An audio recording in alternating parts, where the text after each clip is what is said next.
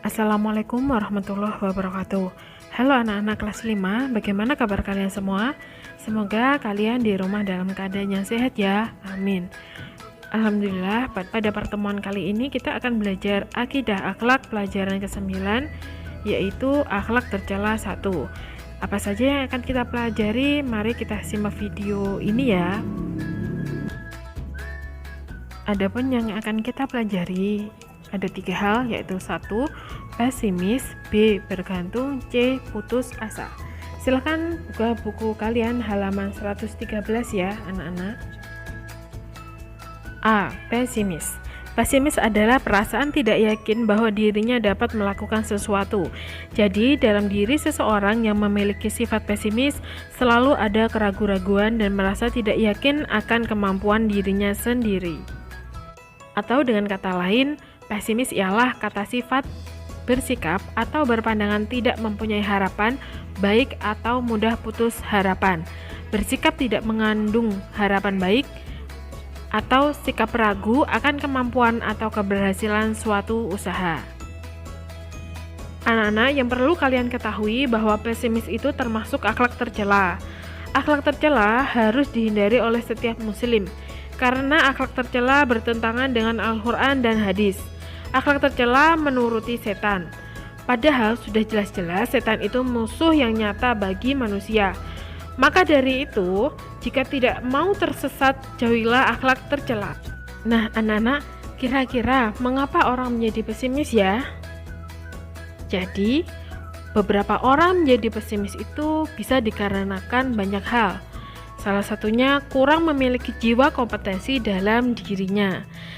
Terus, alasan yang membuat orang mudah pesimis lainnya yaitu ia kurang memiliki daya saing dalam dirinya. Itulah penyebab seseorang mudah merasa pesimis dalam menjalani hidupnya. Sifat pesimis juga dapat menghambat kenyamanan dan kebahagiaan seseorang. Jadi pada intinya pesimis akan timbul ketika kita tidak siap menghadapi sesuatu. Perhatikan kisah berikut ini. Pada saat ulangan akidah akhlak, banyak teman sidik yang kaget dan terlihat tidak percaya diri menghadapi ulangan.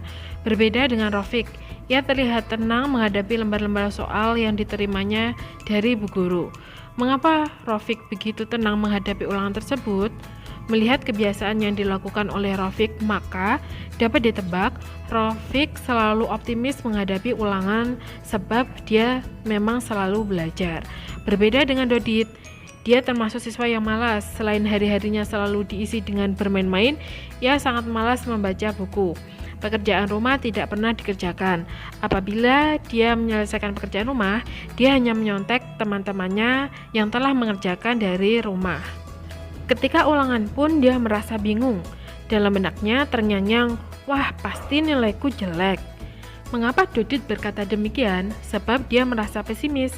Hal ini disebabkan memang dia sama sekali tidak pernah belajar. Maka dia pesimis tentang nilai yang akan dia dapatkan. Pesimis termasuk akhlak tercela yang harus dihindari oleh orang yang beriman. Sifat pesimis adalah sifat seseorang yang tidak mempunyai harapan. Cirinya dia akan putus asa, ragu-ragu, khawatir, bimbang, cemas, dan lain-lain. Nah, anak-anak, jadi apa akibat dari sifat pesimis? Sifat pesimis akan membawa hidupmu tidak memiliki tujuan yang jelas. Setiap detik arah tujuan terus berubah, bahkan kamu tidak berpikir untuk keluar dari kelemahan ini. Ketika hidup tidak memiliki tujuan yang jelas, maka kamu sendiri yang akan bingung dalam menjalani kehidupan. Ada beberapa dampak negatif dalam hidup jika memiliki sifat pesimis. Yang pertama, rasa takut yang besar saat memulai sesuatu. 2. Semangat dan kepribadian mudah tergoyah.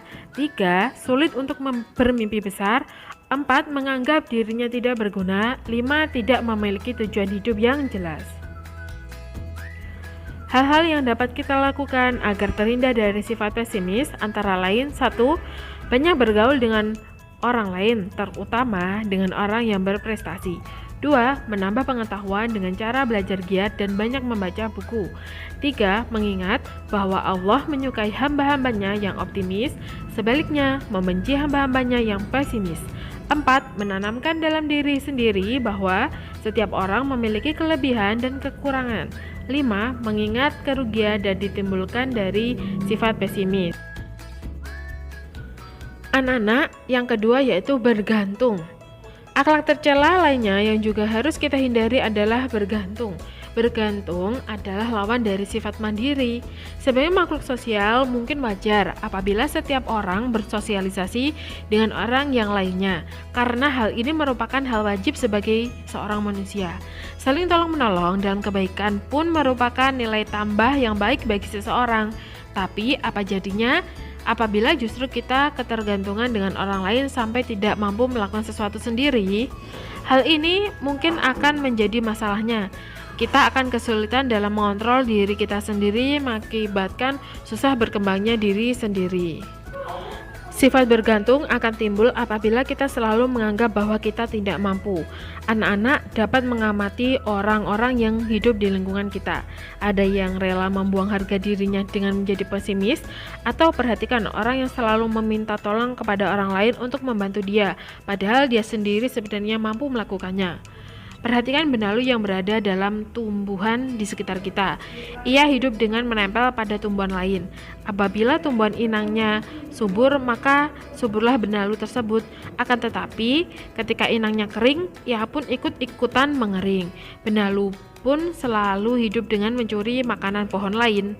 Sebagaimana halnya manusia yang hidup bergantung pada orang lain. Ia hidup bagaikan benalu. Ia selalu bergantung kepada orang lain yang dianggap inangnya. Ia menikmati dari keringat orang lain. Orang lain kerja keras, sementara ia tidak malas-malasan tanpa bekerja. Tahukah kalian apakah akibat dari orang yang hidup bergantung kepada orang lain? Ada dampak negatif jika ketergantungan kepada orang lain. 1. Kamu tidak mandiri. 2. Tidak punya rasa tanggung jawab terhadap diri sendiri. 3. Kepekaanmu untuk mengubah keadaan hidup perlahan mati. 4. Hidupmu akan diwarnai dilema dan rasa kecewa. 5. Kamu hanya jadi pecundang karena terus mengandalkan orang lain. Nah, dampak-dampak tersebut membawa banyak kerugian pada diri sendiri. Di antara kerugian itu adalah akan menjadikan diri kita sangat lemah karena tidak pernah berusaha, akan diremehkan orang lain karena tidak dianggap tidak punya harga diri, dan dibenci Allah karena sifat bergantung sama dengan orang yang suka meminta-minta. Yang ketiga yaitu putus asa. Putus asa bisa diartikan patah semangat. Putus asa adalah salah satu dari gejala umum dari depresi. Jika sudah sangat parah, maka disebut depresi ya anak-anak. Orang yang putus asa tidak lagi memiliki semangat untuk hidup. Menakutkan bukan? Untuk itu jangan heran jika kita sering membaca atau melihat berita-berita di koran ataupun di televisi, orang-orang yang menganiaya dirinya sendiri atau bunuh diri karena putus asa. Misalnya karena banyak utang, tidak naik kelas, atau sakit tidak sembuh-sembuh. Itulah akibat terburuk yang ditimbulkan jika orang berputus asa. Putus asa bisa terjadi ketika seseorang merasa bahwa hidupnya kacau atau keadaan yang ia hadapi tidak dapat ia kendalikan. Pada kondisi seperti ini, orang tersebut mungkin akan sulit untuk berpikir jernih, tidak tahu apa yang harus dilakukan, dan dibanjiri dengan emosi. Semua orang pasti pernah putus asa, hanya saja ada yang berlebihan dan ada yang bisa mengontrol emosi putus asanya tersebut. Contoh dari sebuah kegagalan yang menjadikan kita putus asa adalah misalnya kita ingin dalam ulangan mendapatkan nilai baik, akan tetapi ternyata apa yang kita angan-angankan gagal. Artinya nilai yang kita dapatkan jelek. Kecewakah hati kita ketika mengalami kegagalan? Tentu saja kita akan kecewa. Apabila kita mendapatkan kegagalan, maka kecewa adalah wajar. Namun yang tidak boleh adalah timbul rasa putus asa telah mengalami kegagalan. Yang perlu kita pahami yaitu sebenarnya kegagalan adalah sukses yang tertunda. Artinya kegagalan adalah pengalaman yang dapat membangkitkan semangat baru untuk mendapatkan kesuksesan baru. Adapun gejala lain yang mungkin muncul saat seseorang mengalami putus asa antara lain 1. Tidak bersemangat menjalani hari. 2. hilang nafsu makan. 3. Mudah tersinggung atau marah. 4.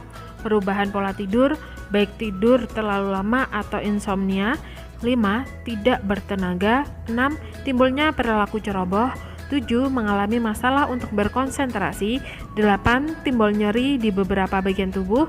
9. Membenci dirinya sendiri, dan lain-lain.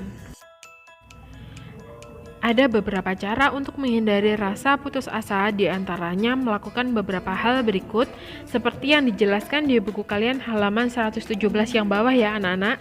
Yang pertama yaitu berdoa. Berdoa terus-menerus setiap hari setelah sholat fardu maupun sunnah. Apabila rasa putus asa menghantui diri kamu, mintalah kepada Allah Subhanahu wa Ta'ala untuk menghilangkan rasa putus asa itu. Sampaikan melalui doa. Yang kedua, yaitu berteman dengan orang yang baik, yaitu tidak memiliki sifat putus asa. Dengan mengisi hari-harimu bersama orang-orang yang berpikiran positif, sehingga membuat kamu merasa diri sendiri lebih baik. Yang ketiga, selalu mensyukuri nikmat Allah Subhanahu wa Ta'ala dengan memberikan sesuatu kepada orang yang membutuhkan bantuanmu. Contohnya, mengulurkan tangan untuk membantu orang lain. Itu secara tidak langsung akan memberikan harapan untuk dirimu. Hal itu akan memberikan kebahagiaan bagi dirimu bahwa Allah menggunakan kamu untuk sesuatu yang berarti bagi orang lain. Selain 3 hal di atas atau 3 hal di buku itu, ada cara lain yang juga dapat dilakukan seperti tenangkan diri, lakukan sesuatu yang bisa menjernihkan pikiranmu, jangan lari dari perasaanmu. 4. Bicarakan perasaanmu dan ambil keputusan. 5. Terima hal yang tidak bisa kamu ubah.